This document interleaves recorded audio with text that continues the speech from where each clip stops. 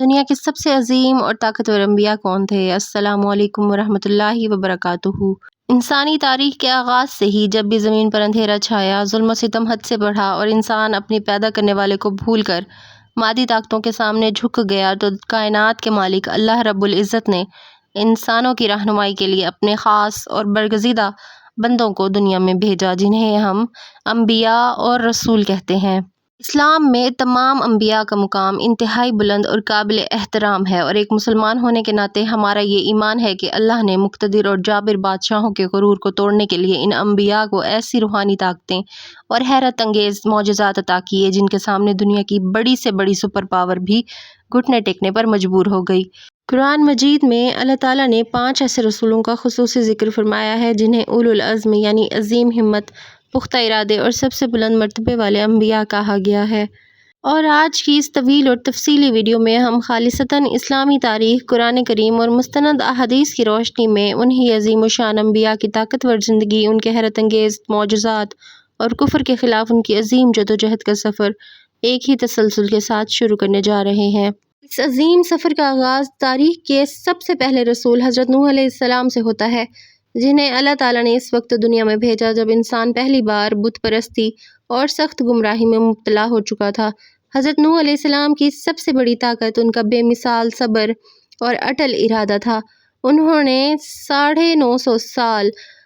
تک دن رات اکیلے اپنی قوم کو سچائی کی دعوت دی، لیکن قوم کے متمول اور طاقتور لوگ ان کا مذاق اڑاتے رہے اور ان پر ایمان لانے کی بجائے اپنے ظلم پر اڑے رہے۔ جب ظلم کی انتہا ہو گئی اور اللہ کا عذاب یقینی ہو گیا تو اللہ نے حضرت نوح علیہ السلام کو ایک ایسا حکم دیا جس نے دنیا کی تاریخ بدل دی۔ انہیں حکم ہوا کہ وہ صحرا کے بیچوں بیچ ایک عظیم الشان اور دیو ہیکل کشتی تیار کریں۔ اس دور میں جب انجینئرنگ کا کوئی تصور نہیں تھا، حضرت نوح علیہ السلام نے اللہ کی وحی کی نگرانی میں 3 منزلہ بہت بڑی کشتی بنائی، اور جب زمین پر اللہ کا غضب نازل ہوا تو آسمان کے دروازے کھل گئے اور زمین سے پانی کے چشمے ابل پڑے، یہاں تک کہ تاریخ کا وہ خوفناک ترین طوفان آیا جس نے دنیا کے اونچے سے اونچے پہاڑوں کو بھی پانی میں ڈبو دیا۔ اس عالمگیر تباہی میں حضرت نوح علیہ السلام کی دعا اور ان کی کشتی ہی وہ واحد طاقت تھی جس نے دنیا کے تمام جانداروں کے جوڑوں اور اہل ایمان کو محفوظ رکھا، اور یوں کائنات کی سب سے بڑی قدرتی آفات کے ذریعے زمین سے کفر کا نام و نشان مٹ گیا اور ایک نئی پاکیزہ دنیا کا آغاز ہوا۔ حضرت نوح علیہ السلام کے اس عظیم واقعے کے صدیوں بعد دنیا میں ایک اور بڑی مادی طاقت نے جنم لیا جسے سلطنت نمرود کہا جاتا ہے، اور اس دور کے غرور کو خاک میں ملانے کے لیے اللہ نے اپنے خلیل یعنی اپنے گہرے دوست حضرت ابراہیم علیہ السلام کو مبعوث فرمایا۔ حضرت ابراہیم علیہ السلام بچپن ہی سے عقل سلیم اور بے پناہ روحانی طاقت کے مالک تھے۔ انہوں نے اکیلے اس وقت کے سب سے جابر اور خود کو خدا کہلوانے والے بادشاہ نمرود کے سامنے کلمہ حق بلند کیا اور اس کے دربار میں جا کر اس کے جھوٹے معبودوں کی حقیقت کو بے نقاب کر دیا۔ نمرود نے اپنی مادی طاقت اور سلطنت کے زوم میں آ کر حضرت ابراہیم علیہ السلام کو عبرت کا نشان بنانے کا فیصلہ کیا اور ملک بھر سے لکڑیاں جمع کر کے ایک بہت بڑی خندق میں ایسی ہولناک آگ جلائی جس کے شعلے آسمان سے باتیں کر رہے تھے، یہاں تک کہ حرارت کی وجہ سے کوئی انسان اس کے قریب جانے کی ہمت نہیں کر سکتا تھا۔ اس لیے حضرت ابراہیم علیہ السلام کو منجنیق کے ذریعے اس دہکتی ہوئی آگ کے الاؤ میں پھینک دیا گیا۔ مادی دنیا کا قانون کہتا ہے کہ آگ ہر چیز کو سیکنڈوں میں راکھ کر دیتی ہے، لیکن جیسے ہی اللہ کے خلیل آگ کی طرف بڑھے، کائنات کے خالق نے آگ کو حکم دیا کہ اے آگ، ابراہیم پر ٹھنڈی اور سلامتی والی ہو جا، اور تاریخ گواہ ہے کہ وہ ہولناک آگ حضرت ابراہیم علیہ السلام کے لیے ایک خوبصورت اور پرسکون باغ بن گئی جہاں وہ آرام سے بیٹھے رہے، اور نمرود کی پوری سلطنت اکیلے ایک انسان کے ایمان اور اللہ کے معجزے کے سامنے بے بس ہو کر رہ گئی۔ سلطنت نمرود کے زوال کے بعد جب تاریخ انسانی مصر کے فرعون کے دور میں داخل ہوئی، ظلم اور تکبر کا ایک ایسا نظام قائم ہوا جس کی مثال نہیں ملتی، اور اس فرعونی سلطنت کی چولیں ہلانے کے لیے اللہ نے حضرت موسیٰ علیہ السلام کو منتخب فرمایا، جنہیں کلیم اللہ کہا جاتا ہے کیونکہ انہیں اللہ سے کوہ طور پر براہ راست گفتگو کرنے کا شرف حاصل تھا۔ مادی اور حسی معجزات کے لحاظ سے حضرت موسیٰ علیہ السلام کو اللہ نے بے پناہ طاقت دی تھی۔ ان کے پاس 2 ایسے معجزات تھے جنہوں نے فرعون کے دربار میں تہلکہ مچا دیا۔ پہلا ان کا ید بیضا، یعنی جب وہ اپنا ہاتھ گریبان سے نکالتے تو وہ کسی بیرونی روشنی کے بغیر سورج کی طرح چمکنے لگتا، اور دوسرا ان کا عصا، یعنی ان کی لکڑی کی لاٹھی جو اللہ کے حکم سے ایک خوفناک اور دیوہیکل اژدہا بن جاتی تھی۔ فرعون نے جب اپنے تکبر میں دنیا بھر کے سب سے ماہر جادوگروں کو اکٹھا کیا تاکہ وہ حضرت موسیٰ علیہ السلام کو نیچا دکھا سکے، تو ان جادوگروں نے اپنی رسیوں اور لاٹھیوں سے پورے میدان میں سانپوں کا ایک جال بچھا دیا، لیکن جیسے ہی حضرت موسیٰ علیہ السلام نے اللہ پر توکل کرتے ہوئے اپنی لاٹھی زمین پر ڈالی، وہ ایک سچ مچ کا اژدہا بن گئی اور جادوگروں کے تمام جھوٹے جادو اور سانپوں کو سیکنڈوں میں نکل گئی۔ یہ منظر دیکھ کر وہ ماہر جادوگر سمجھ گئے کہ یہ کوئی جادو نہیں بلکہ رب کائنات کی طاقت ہے، اور وہ سب اللہ تعالیٰ کے سامنے سجدے میں گر گئے۔ اس واقعے کے بعد جب فرعون نے بنی اسرائیل کو قتل کرنے کے لیے اپنی لاکھوں کی بھاری اور مسلح فوج کے ساتھ پیچھا کیا، تو حضرت موسیٰ علیہ السلام اپنی قوم کو لے کر بحر کلزم یعنی ریڈ سی کے کنارے پہنچ گئے، جہاں آگے گہرا سمندر تھا اور پیچھے فرعون کی بپھری ہوئی فوج۔ لیکن حضرت موسیٰ علیہ السلام کا ایمان متزلزل نہیں ہوا،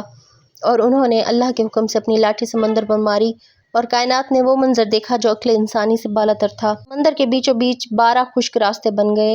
اور پانی دونوں طرف عظیم پہاڑوں کی طرح کھڑا ہو گیا۔ حضرت موسیٰ علیہ السلام اور ان کی قوم بحفاظت پار نکل گئی، اور جیسے ہی فرعون اپنے لشکر سمیت اسی راستے پر آیا، اللہ کے حکم سے سمندر کی لہریں دوبارہ مل گئیں، اور اس وقت کی دنیا کی سب سے بڑی فوج سپر پاور سیکنڈوں میں پانی میں غرق ہو کر عبرت کا نشان بن گئی۔ بنی اسرائیل کی اس تاریخ میں آگے چل کر اللہ تعالیٰ نے حضرت عیسیٰ علیہ السلام کو مبعوث فرمایا، جنہیں قرآن مجید میں روح اللہ اور کلمۃ اللہ کہا گیا ہے، اور انہیں مادیت پرستی کے دور میں ایسی حیرت انگیز معجزاتی اور شفاہیہ طاقتیں دی گئیں جنہیں دیکھ کر طب اور سائنس کے بڑے بڑے دعوے دار دنگ رہ گئے۔ حضرت عیسیٰ علیہ السلام اللہ کے حکم سے مٹی کا پرندہ بناتے، اس میں پھونک مارتے اور وہ سچ مچ کا پرندہ بن کر آسمان میں اڑنے لگتا۔ وہ پیدائشی اندھوں کی آنکھوں پر ہاتھ پھیرتے تو انہیں بینائی مل جاتی، کوڑ اور برس جیسے لا علاج امراض کے مریضوں کو چھوتے تو وہ بالکل تندرست ہو جاتے، اور ان کی روحانی طاقت کا سب سے بڑا مظہر یہ تھا کہ وہ قبرستان میں جا کر اللہ کے حکم سے مردوں کو پکارتے اور مردے زندہ ہو کر قبروں سے باہر آ جاتے۔ فرسودہ اور سازشی عناصر نے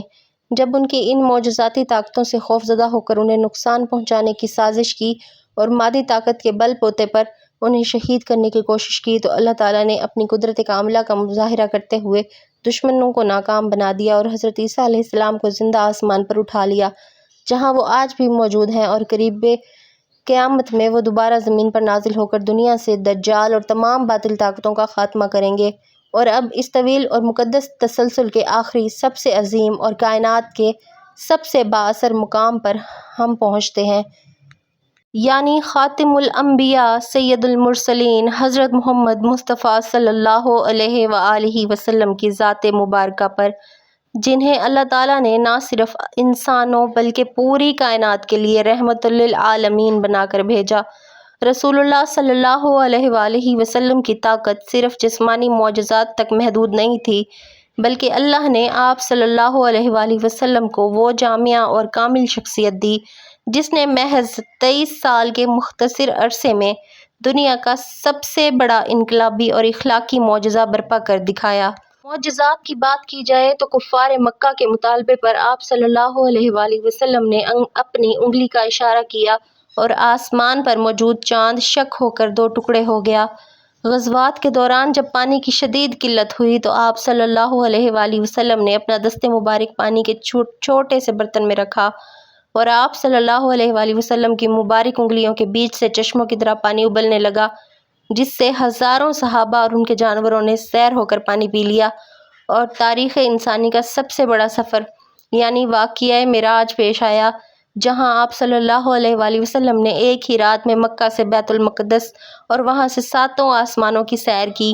اور سدرۃ المنتہا پر رب کائنات سے براہ راست کلام کا شرف حاصل کیا۔ لیکن ان سب سے بڑھ کر آپ صلی اللہ علیہ وآلہ وسلم کا سب سے طاقتور اور زندہ جاوید معجزہ قرآن کریم ہے، جس کی بلاغت، فصاحت اور سائنسی و کائناتی سچائیوں کا مقابلہ 1400 سال گزرنے کے بعد بھی دنیا کا کوئی انسان، سائنسدان یا ادیب نہیں کر سکا، اور یہ قیامت تک کے لیے ہدایت کا سرچشمہ ہے۔ حضور پاک صلی اللہ علیہ وآلہ وسلم کی سب سے بڑی انقلابی طاقت یہ تھی کہ انہوں نے عرب کے اس جاہل، وحشی اور پسماندہ معاشرے کو، جس کے پاس کوئی مادی وسائل نہیں تھے، اپنے حسن اخلاق، عدل و انصاف اور اللہ کی دی ہوئی حکمت سے دنیا کی سب سے مہذب، طاقتور اور شاندار قوم بنا دیا، جس نے دیکھتے ہی دیکھتے اس دور کی دو سب سے بڑی عالمی سلطنتوں یعنی کیسر و کسریٰ کے غرور کو مٹی میں ملا دیا اور دنیا کے نقشے پر ایک ایسا عادلانہ نظام کی بنیاد رکھی جس کی روشنی میں آج بھی کائنات کے کونے کونے کو منور کر رہی ہے۔ اور اسی لیے آپ صلی اللہ علیہ وآلہ وسلم کی عظیم ہستی کو اسلام کی روشنی میں دنیا کی طاقتور ترین اور بااثر ترین شخصیت قرار دیا گیا ہے۔ اگر آج کی ویڈیو آپ کو پسند آئی ہو تو ویڈیو کو لائک کریں، چینل کو سبسکرائب کریں اور بیل آئیکن کو پریس کرنا مت بھولیے گا۔